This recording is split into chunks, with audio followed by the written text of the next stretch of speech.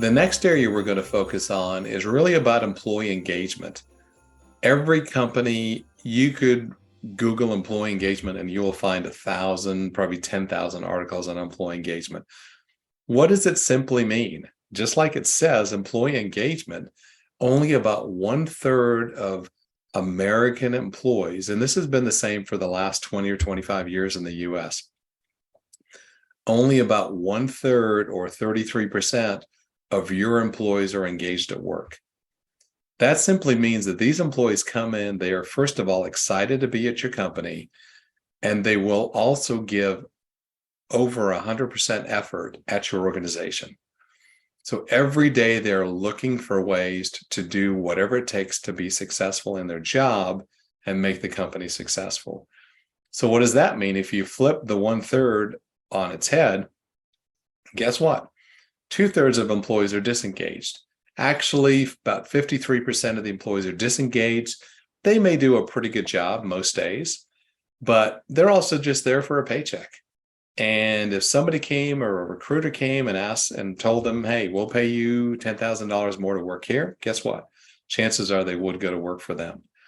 So a lot of times a disengaged employee, they're doing an okay job. They're getting their job done, but they're not giving any additional effort to getting their job done effectively. And that means the last little category, about 13 to 15% of your employees they're actually actively disengaged. So these are your low performers. They do the least amount of work to try to stay out of trouble with their boss. And a lot of times they have quality issues. They upset customers. They upset their coworkers. Nobody wants to work with them.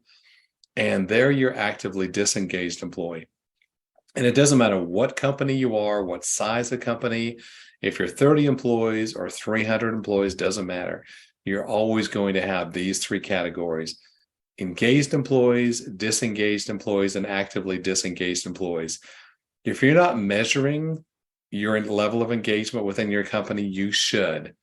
Because if you don't, guess what? You're probably going to be on the HR naughty list going into next year, and that's not a good place to be. An employee engagement survey, we can help you create one.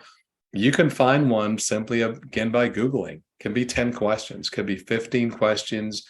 You run it on SurveyMonkey, but if you need help, we'd be happy to talk about it with you. But the key thing is focus on creating more engaged employees at your company. And if you do, that will actually be a great thing for your organization. So that's the next thing we wanted to focus on.